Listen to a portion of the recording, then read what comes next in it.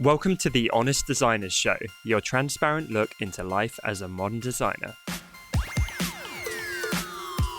My name's Tom Ross and I'm the founder at designcuts.com, and this week I'm joined by my fellow Brit and hand lettering expert, Mr. Ian Barnard, American retro design expert, Dustin Lee, and the incredibly talented South African illustrator, Miss Lisa Glantz. In today's episode, we talk about labels in our industry. What's your label? What impact does your label have upon your work and your mindset? And what are labels, guys? What am I talking about? What do I mean by this? So, without further ado, let's get into it.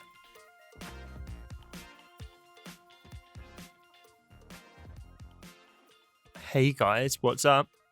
What's happening? I think I've said the intro so many times, I just need to mix it up for my own sanity now, even if I sound like an idiot. You guys feel where I'm coming from with it? Do you guys realize the video? One's wearing blue, one's wearing red, one's wearing green, and one's wearing yellow. Oh, look at that. Oh, and a traffic light. Two of us are wearing merch. Little Retro Supply and Design Cut shirt. Nice. Yeah. Well, and I'm wearing merch from this company called Lo-Fi that's like just a little design company. Nice. And then Lisa in the Southern Hemisphere is wearing a nice snug sweater. She's wearing a cable knit down in South Africa. So labels, guys. What are we talking about? I mean, Lisa, this is your topic. Do you want to kick us off? Well, I recently received an email from one of the newsletters I subscribe to.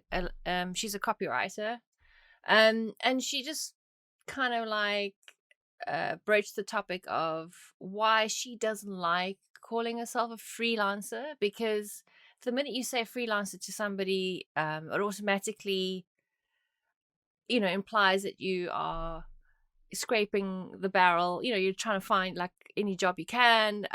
It kind of gives off a desperate feeling, and as much as we think it doesn't and we think it sounds cool, I think most people do have that impression when you say I'm a freelance designer or I'm a freelance illustrator. It sounds like you're struggling, and which of course is horrible, and it shouldn't be true, but perception is perception and we can't really change that. So is it something that we should be worried about? Should we be changing it? Should we change the feeling that people get when they hear the word freelancer, or should we just be relabeling it or calling it something else? I don't know what your thoughts are on that. My thoughts are I've experienced that very much so. And even outside of design, I know growing up, if I said to someone, oh, I'm an entrepreneur, they pretty much were like, oh, so you're homeless. It's it really didn't have good connotations, especially because I was probably some skinny 17-year-old kid at the time. They're like, sure you are, buddy. You're an entrepreneur, the same way Elon Musk's an entrepreneur. Go get him. And now, if it's technically true, but if I said to someone, I'm a CEO, then I sound like a wanker. I'm sure I might sound more successful, but it sounds quite pretentious in my ears anyway. So I struggle with labels all the time. I end up just sort of vaguely describing what I do, but I can't put a label on myself. Yeah. I'm proud to be an entrepreneur, but to the average person, they're like, what the hell does that mean? So true. Right. How about you guys? What are your labels? I'm intrigued. I call myself an owner because of that exact reason. I feel like entrepreneur can sound very pretentious unless you actually own or invest in 10 or 20 huge or successful companies. Yeah. So I call myself an owner. And plus with entrepreneur or CEO, it's a self-proclaimed title in so many ways. That's it. Yeah. It's anyone can be a CEO or an owner. Yeah, someone who puts it in their Instagram bio because they share work once a week. Yeah, I'm a CEO of myself. It's like, are you? No. Yeah, I definitely noticed a difference when I was employed as a graphic designer. People ask you what you do.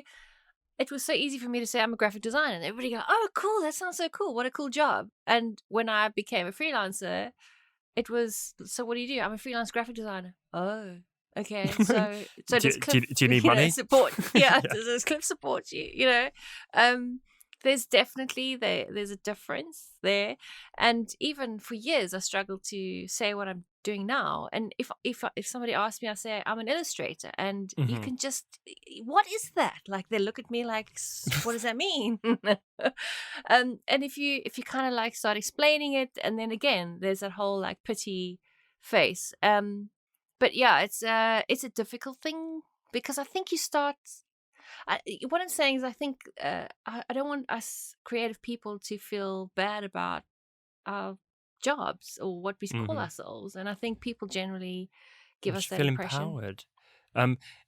Is it a fair assumption? I think the graphic designers out there have it easy, because that seems to be the one creative role that the general public understand. Like, yeah, if you say illustrator or letterer, like, why? Maybe not fully, but they seem to just be like, oh, that's cool. Like, no, he does design. They haven't. If you said, "Oh, what is a graphic designer?" they'd be like, You know, yeah, but so someone who has at least they nod and smile instead of judge. That's true. But they're like, you must be really good with IT then. What do you call yourself, Ian? I call myself a lettering artist, because every time I say calligrapher, people go, "Oh, my brother, uncle, aunt has got really nice handwriting," and blah blah blah blah blah. And they go off on a long spiel. Well, up until maybe 5-7 years ago, calligraphy was like this hobby that you did in middle age, and maybe you framed quotes on your wall, or you made wedding invitations for your friends or your nieces and nephews. But saying that, that's what people still think it does. It's like, if I say, "Oh, I'm a calligrapher," and they're like, "Oh, you know, is that you do a lot of like awards, you know, certificates, and you know, traditional weddings." Certificates. Yes, I mean, that's what it was. Yeah. It was that. Yeah. Dustin, this just popped in my head. I teased this on last episode. You haven't received a mysterious package yet from us, I'm guessing. Otherwise, you would have mentioned it. Or have you? No, I haven't. Okay, all right. Oh, that's right. You said you were sending a mysterious package. This time next week, then. But remember, you have to like unleash it on the show. So, in fact, promise me something. If you receive it, and you will, don't open it until we're live on the show, because I want to get your real time reaction. Will he know that it's from you though? I hope so. Like, it's not like a letter; it's a thing, but it's quite a small thing. And it's coming all the way from England, so it should look a bit different from like a standard package. Is it like, you know, those you can get like towels and flannels that are like condensed into something? Is it like a little mini castle, like English castle, that you put in the water and it suddenly goes whoop? Really big. I thought you meant one of those things where it's like foam snakes. So he opens it live on air, it like explodes in his face.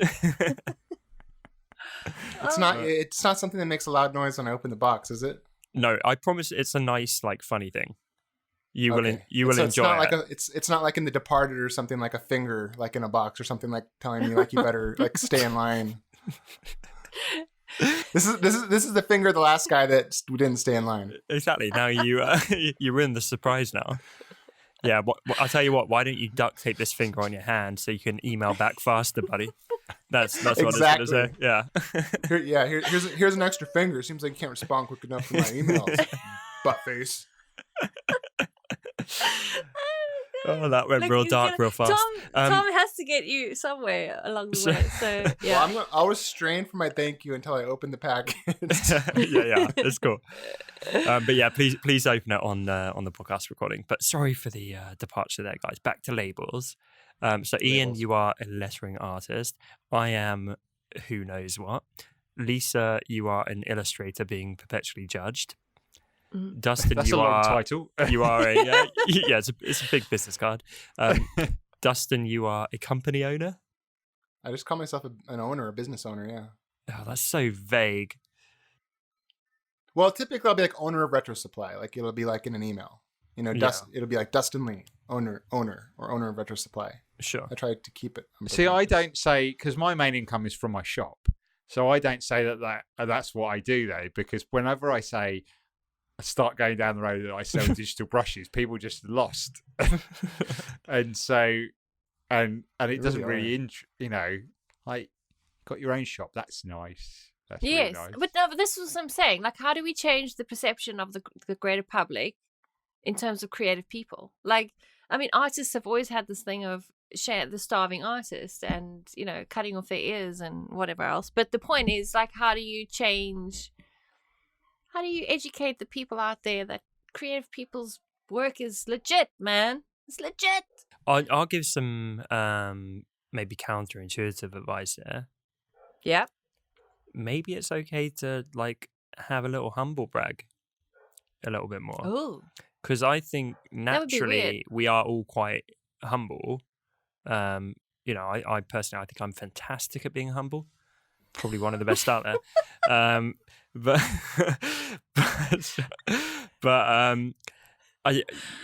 I think Dustin mentioned when he actually sits down with his accountant, he's like, "Oh Jesus, like wow, this is this is legit. This is a real business." And so, I think quite often the general public's perception is, "Oh, that's cute. You draw bunnies, or oh, you have a little letter. Good for you, mate."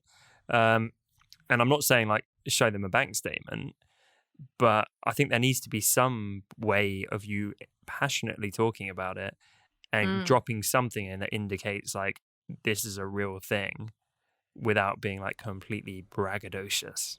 I think you need to have a little elevator pitch, even if you're just talking to general people, because otherwise you're just like sort of floating around trying to, you know, oh, I do a bit of this and do a bit of that or that.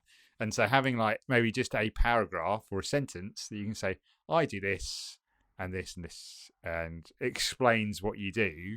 Yeah. Because then, even though you might think, oh, that's what's the importance of that, is that actually a lot of work I've got in the past has been through someone saying, oh, you know, I need you for a certain job because I understand what your job is now. Yes. Do you know what I mean? So yeah, actually being really clear to everyone who asks what you do will help you in terms of getting more work, I think. It's more than just, you know, getting over the frustrations that people don't understand what you do. You might have to say that actually maybe there's a reason for people not knowing what you do, and so you've just got like, I think every person you speak to about your job could be a potential client. Yeah. So you know, guys, I help a lot of people with their websites and their marketing and that kind of thing. Yeah. And why does it have to be that different in real life? Because on your website or your Instagram bio section or whatever it might be, it's all about being super clear about what you do, articulating the value that you bring and the kind of people that you want to bring that value to, speaking their kind of language, and using things like social proof. So an example is like on Ian's site, he could say something along the lines of, I make tools that, you know, have helped 10,000 letterers get better at lettering. So you're throwing in that credibility of like, oh wow, he hasn't helped a couple of people, he's helped thousands of people, and he's been really clear about what he does. But we're happy to kind of put that stuff on our websites, and it really, really works. But we're not so happy to do it in real life for some reason. It's so true. And I'm curious why that is. Because if Ian said like, oh, I help people with their lettering by making tools, someone might think he helps his neighbor or the person down the street, you know, like a couple of people. And yeah, I think it has a lot to do with, you know, that when somebody's landed on your website, mine or Ian's or yours, whatever, they already kind of have an inkling of the industry, of what they, you know, they understand it to a degree. So you feel safer to advertise amongst those people because there's less judgment, if that makes sense. Because I'm just thinking even deeper, if we look at our friends and our family even, I mean, my dad didn't think that illustration was a career. So to kind of stand and boast about it in front of those people who are not safe, and I say that in inverted commas because often they aren't, I think we get concerned, or we don't feel safe to actually stand on the mountaintops and say like, hey, I'm earning a fortune or whatever, I'm doing really well doing creative work. I think it's a case of, I don't know, feeling comfortable around the particular person. Maybe I'm wrong. One of the questions I find really hard to answer is when they're going, oh, how's work? Are you busy? And it's like busyness is a term that means that you're successful. Yes. Banally. And so sometimes they ask that question not knowing what you really understand what you're doing. It's just like, and so being able to think, maybe list, a way of doing it would be listing, like, if you find you're getting answered the same question over and over again, obviously one would be what do you do, but other things, then maybe have short little answers that you can use. You can sort of say, if they say, are you busy? And say, wow, I've you're going to become like Mr. Slick, aren't you? Ian, like, are you busy? Time, like, incredibly busy and loving every minute. Thank you for asking. But I got room for you. Yeah. Oh, he's done that before. Yeah. I don't know. It's just a thing of. I feel like we have a responsibility to ourselves to kind of like be a bit more positive about our careers. What we do. So a big one for me is the passion. Instead of like getting awkward and brushing it under the carpet and being ashamed of anything you've succeeded, that's terrible. People don't vibe well with that. But when I'm like, yeah, like, really love it. It's my baby, like design cuts. And we're working on all this cool stuff. The passion comes through. The credibility comes through. I'm not exactly going to be like, and here's our revenue figures or whatever, but I might be like, and we got this team of, 20 amazing people and they're like family. And when you drop that in, they go, oh, okay, this is like at a certain scale. A real deal. And that's the same way I've been hanging out with Ian, and he kind of mentioned what he does, and they're kind of be like, oh, that's cool. And then I'll make a point of getting his Instagram up and showing them and be like, look at what he does. And then they see the work and then they see the follower count and go, oh, this guy's kind of a big deal. Right? That brings up a good point, because one of the, I think, best ways is to have other people saying things where you can't really be accused of doing anything. So, like the credibility indicators, like the brands you worked for is one, but then also, like you said the, I make tools that help 10,000 people, whatever, putting numbers behind it, like facts or testimonials from a name that someone recognizes, or like you were like his wingman showing the Instagram so he didn't have to. So then, I mean, if Ian pulled it up, was like, here's my Instagram, it seems a little pretentious because he knows it's a gigantic number on there. If you're on the side and you're like, yeah, check it out, it's pretty cool, then, I mean, no one can point at Ian and be like, what a jerk. And I also, to add to that, I also think it's like you have to ask yourself, what's the goal of explaining, of this label for someone? So like if I'm talking to my family or the person cutting my hair, I just tell them I have a business and it's a graphic design. I don't really go into it far. If I'm talking to people on Retro Supply, I don't tell them about numbers of how much I make or things like that. I might tell them how many customers we have or how many products we have or how many reviews we have. But if I'm doing the Passive Income for Designers website, then I'll tell numbers, because each person needs to hear a different message. Yes. To realize real fast this matters. And like my barber, I'm like, they don't care. They don't care. I'm just telling them something so we can continue the conversation. So how would you, so based on that approach, how would you advise somebody who is trying to change their career from, say, I don't know, a lawyer who's kind of like doing really well, but they've been wanting to be a hand letterer or illustrator all their lives, and now they need to convince their family, and they're fairly young, newly married, but now they need to convince their family that this is the way to do. This is the path they want to go down, and this is what they want to do. Is this a genuine person? Because that was quite a detailed description. I've had it's a combination of a few genuine things that have happened. That's how like authors do it.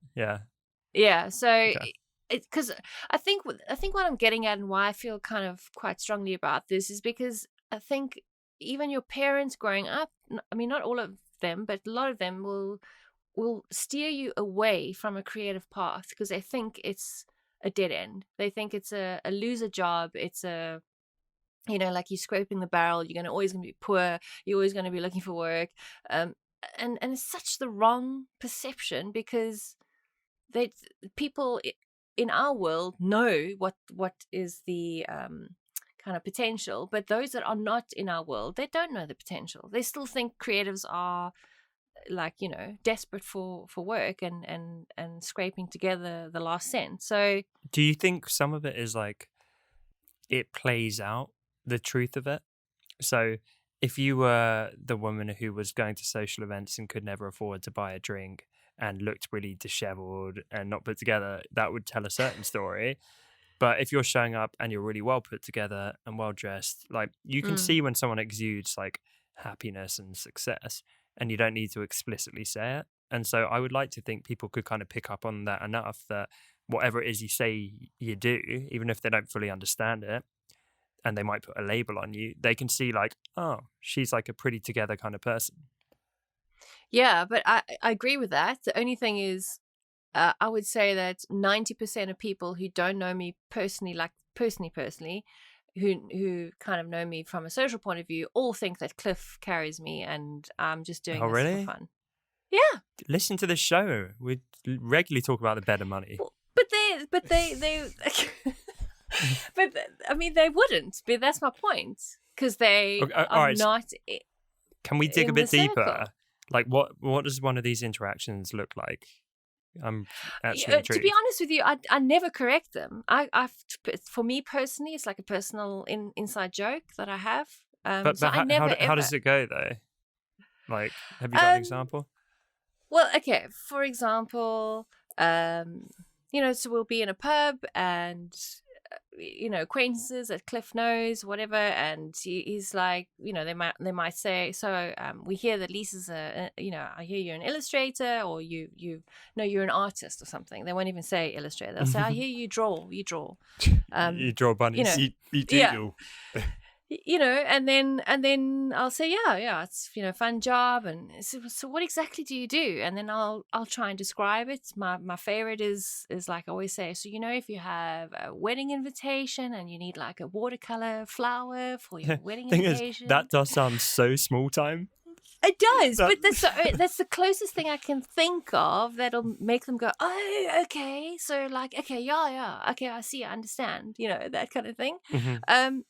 And then Cliff's like would be listening to this, and sometimes he intervenes and sometimes he doesn't. He'll say, and she's like doing really well, and all this kind of stuff. But the point is that people automatically assume that, and I don't correct them, because I think it's that whole thing of what you're saying, Tom. I feel like a real arsehole to turn around and go, oh, well, actually, I'm really killing it. It's just not my personality. And anywhere where you can't explain the situation, I always feel like, well, there's some places where it just doesn't make sense to try to prove who you are to anyone. And in those situations, I'm just like, well, like if it was a family member or a friend or someone at a church or something like that, then you're just like, well, if I see you enough, eventually you're going to like get a grasp like of the situation here. Mm-hmm. You're going to realize that you're going to put the pieces together. You're going to realize my wife doesn't work. Then maybe you're going to see, hey, you have a pretty nice house or whatever. And then you're going to realize, you keep drinking Grey Goose over brunch. Yeah, or someone's going to be like, oh, he does really well. Like, I know him. He does this or that. So like eventually those people will. So I kind of think of it as a game too. I'm like, hey, think whatever you want. What do I care what you think? If you hang out long enough, you'll know, and then whatever. Lisa, you should put down the side of your Ferrari, that you're an illustrator. I do think it's quite an interesting exercise though, because it's not about bragging or any of that, but I do think there needs to be this shift in perception at quite a wide level. And I mean, it's not just art or illustration or creativity. When you were saying that story, Lisa, I thought of that scene in Notting Hill, where Julia Roberts goes round and meets all Hugh Grant's friends. And they're all like, oh my God, like she's the biggest actress in the world. And one of them is oblivious and doesn't recognize her. So he's like, oh, so what do you do? And she's like, I'm an actress. And he's like, oh, good for you. Like, tough to make a buck in that racket though. Like, and he's like, how much did you get for your last film? And she's like, $5 million. Or something. He's like, okay. He's like, good for you for following your dreams. Yeah. It's thank you. That is exactly it, Dustin. Oh my word. Yeah. So I don't know. It's that must be annoying though, and I would imagine like on top of that, correct me if I'm wrong. I don't want to speak for you, but is there a degree of like gender coming into it? Yes, where it's like, oh, okay, enormous, so Cliff's the breadwinner, and his partner Lisa, she's got this like cute little like thing she Yeah. tinkers on. Like, Definitely. And the sad thing is, for years, even my dad didn't think that I was probably earning enough to sustain, whatever, a normal life. Why wouldn't you tell your dad though? Like my parents were the first people. Well, my dad passed away before. He only saw me in poverty before he passed away, unfortunately. he's looking down now, though. Buddy. I mean, my mom was the first phone call I probably made, like on the first days when I started to make sales. I mean, unfortunately, my relations with my mom and my dad are totally different. So, yeah, my dad's not as close to us. So, yeah, he didn't really. I don't even think he still knows what I do. But anyway, my mom has no idea what I do. Yeah. So, it is unfortunately a gender thing, and I'm sure there's a lot of female graphic designers, illustrators, hand letterers who are killing it, and everyone will think it's not them, it's their partner. Wrong. Of course it's wrong. There's another big fat label that should be gone, but it's true. It's just the way it is. I'm glad you mentioned the freelancer label though, because even I kind of inadvertently judge that. It's something about the term. I kind of mentally shift more towards that Fiverr type model. Do you see? I don't know what it is. Like, I know obviously there's a lot of freelancers I know personally who are killing it, but I feel like even they wouldn't describe themselves as freelancers. So some of it is like imposter syndrome, and we just need to move past it and not be afraid of our labels. I think other labels, like your woman whose newsletter you read about the freelancer term, it might genuinely make sense to drop them because they do have negative connotations, and there's probably something that's going to be a better fit for you. Sometimes if a label is too P.T. Barnum, like Chief Happiness Officer, or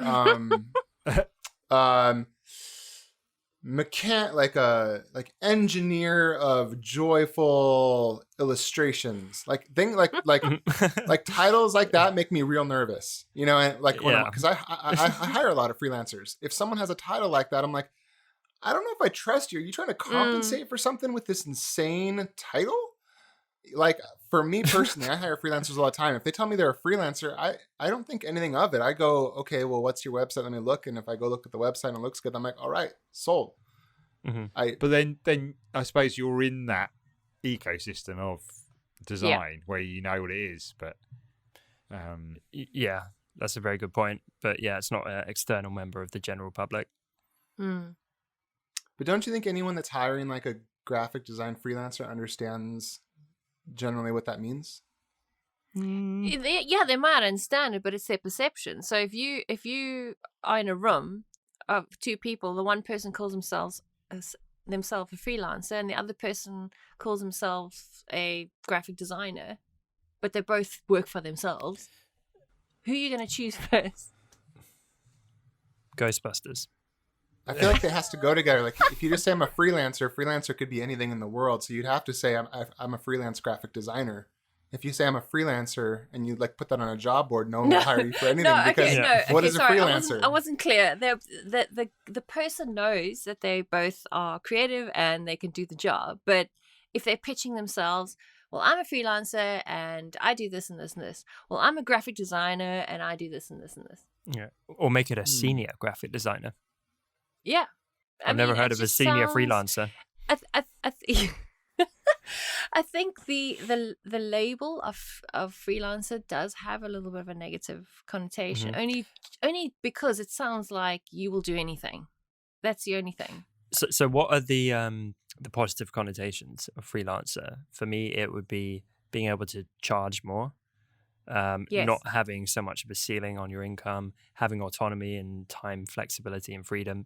And then the negative connotations are perhaps being less well off, feast and famine, uncertainty and instability. And I feel like people's, maybe this is our own insecurity speaking, but I do feel like people naturally gravitate towards the negative ones.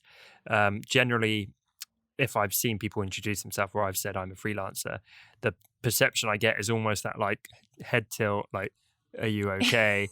your life must be so unstable. I never generally feel the response of like, wow, you must be earning more than like if you stuck in a 9 to 5. Yes. The thing It's is, so true. you don't get it in any other occupation, do you? So you don't get like a freelance builder. Or well, I'm glad we got him in.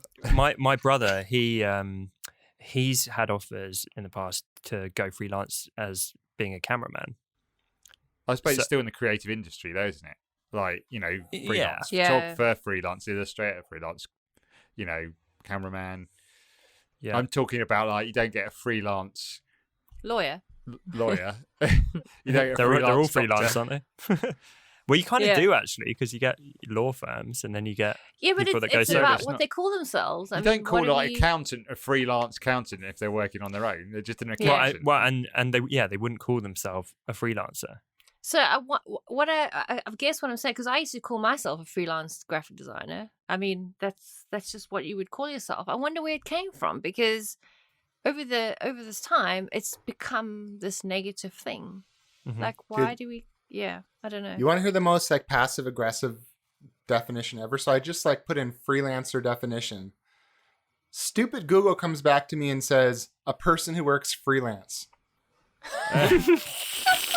I mean, doesn't that make you feel like Google is kind of having a little bit of an attitude? Yes. Yeah, damn Google. Case and Just to point. chill. I think it's the word free in freelance that doesn't help it. I think No, yeah. I think people say, oh, they just hear the free bit and they think, oh, can you do some work? Yeah, it's like Yes. if you called yourself a shitlancer, what are people going to focus on? Okay, so this one's saying working for different companies at different times rather than being permanently employed by one company. Yeah, a free wolf, my friend. Still, someone else in the definition of a freelance. Oh, they put you a see, freelance the- worker. Can you define I think things this by is a its own better. word? Yeah, I think it would be better to introduce yourself as an independent graphic designer. That sounds a bit more in control. So you have to have it does. award-winning independent graphic designer. I like that. Multi-award winning at that. I almost feel like it has to build together, because if you think about it, for instance, like artists, like fine artists, they're almost by definition, if you're a fine artist, you don't work for somebody, right? And Yeah. I feel like, I don't know, like there's a lot of, what about that? Because I'm not saying people should call themselves artists necessarily. What I'm saying is like when someone is an artist, they do work for themselves. And it goes both ways. Kind of like if you're an actor. If you're an actor, you don't say you're a freelance actor. You're an actor. You're an actor. Yes. Yeah. Yeah. Things for me, I don't say I'm a freelance lettering artist because I can just say I'm a lettering artist. Because Right. it just like, you don't get like, Yeah, because you don't work for somebody. You could be a lettering artist working for a company. So, in theory, you should be saying I'm an independent lettering artist. So next time we meet someone at dinner party and they're like, oh, I'm a freelance graphic designer, we can be all like, oh, I'm afraid that's superfluous word usage there, my friend. Cut that right out. You are a graphic designer. Exactly. So we're going to set the record straight one person at a time. Yep.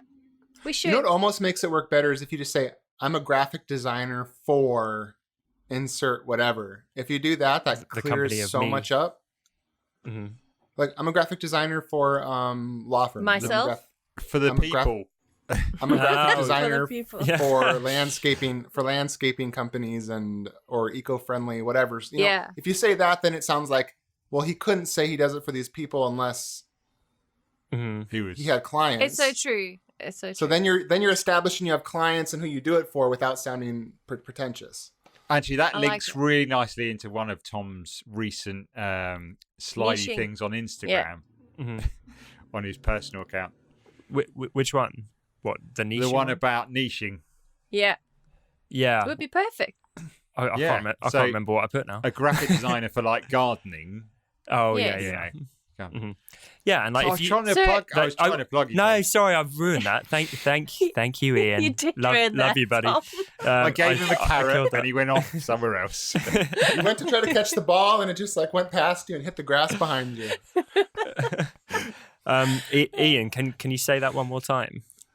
then But Tom's serious. I've got a memory blank now. I can't remember. just I think you that ties in with my recent Instagram post, doesn't it, Ian? I don't think I'd say something like that, would I? Hey guys. Well, yes, it does, okay, Ian. so- Yes, yeah, absolutely. Okay, so how do we approach or tackle the dreaded when you're filling out a form that's quite an important form, like a bond for applying for a bond from the bank, and they say occupation, Graphic designer. We've tackled that, and then they say employer.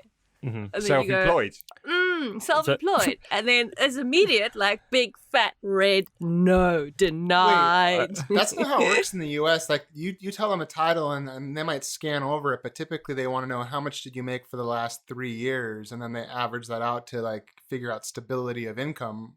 Like I could tell them that I'm like a poop collector of dogs, but if my income is $100,000 a year for 3 years straight, I don't think they care.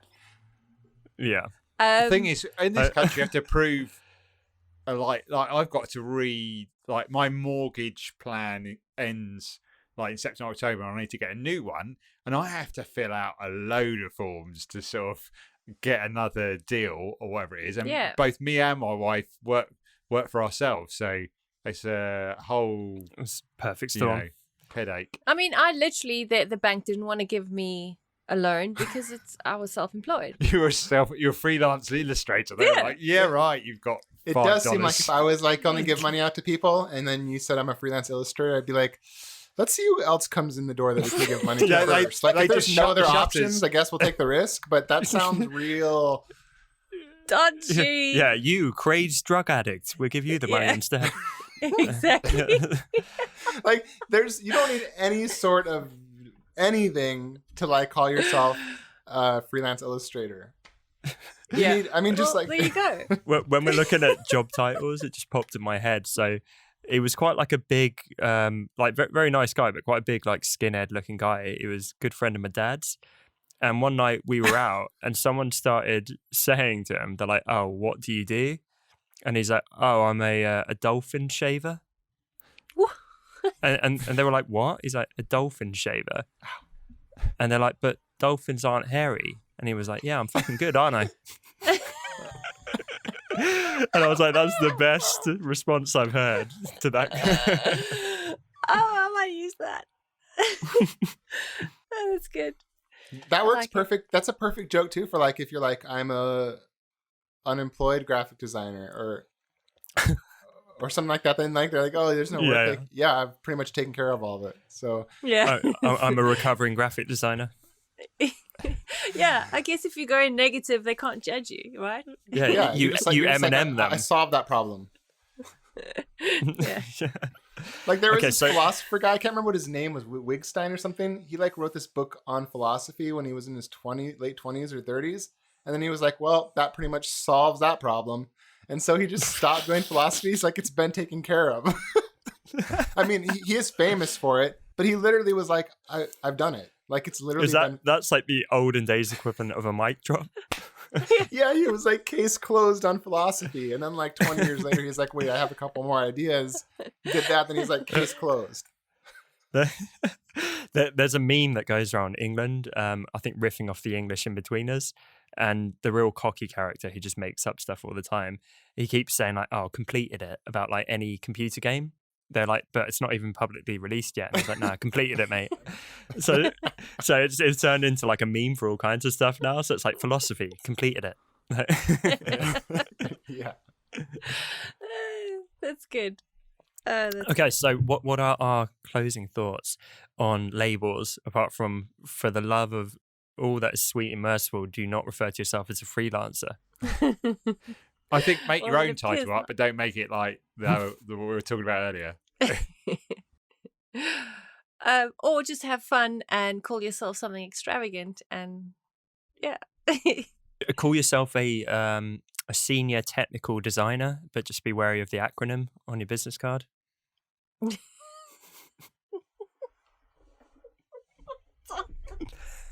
No, come on, guys. What have we got? Closing thoughts. Oh, you made Lisa's lost it. She's gone. Lisa's Lisa, joking. for anyone who can't watch, is Yeah. not watching the video, Lisa's literally, all we can see is the arc of her back. She's disappeared off the screen. That was it for her. Lisa's done. She's like, done for She's the day. with us. Bye. I don't know what it is, but you're making me giggle today, Tom. Good Oh, night, goodness. I think we're having a silly episode, guys. Yeah. What are every episode? What are our serious closing thoughts on labeling? I don't know. What are we talking about? I would say, okay, so my contribution to this critical conversation would be that consider the goal of whatever your title is. What are you hoping to achieve by calling yourself whatever you're calling yourself? Yes. Okay, so I just added something. No, I think that's a great closing point. I feel like whenever we get feedback on the podcast, she's actually crying. Whenever we get feedback on the podcast, I feel like probably 50%, or maybe that's generous, 20% of people are like, oh, I love these guys. They have such banter and I laugh along. The other 80% are like, get to the point. What is this nonsense? So for Most you, of it's like 20 more Lisa. Exactly. More Lisa, less of you guys. For you 20% out there, we appreciate you. We love you dearly. For the 80%, we can only apologise. We're being And more at least focused you'll in have the her future. own spin-off show soon.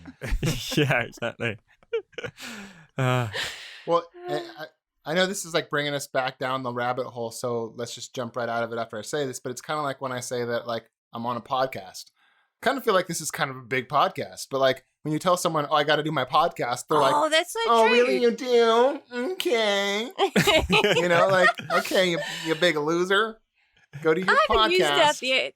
I think I have to use that. Yeah, tinkering on your little podcast and that. What Yeah. if I Right. met It's kinda like someone? having a blog like 10 years ago. Yeah, that's the equivalent. If I met someone at a dinner party and they're like, "I'm an influencer," you're like, "Oh, you're a Yeah. dickhead." Okay, Yeah. you know, like that's not a label. Like, Oh, you like to listen to yourself talk, do you? yeah, you arrogant.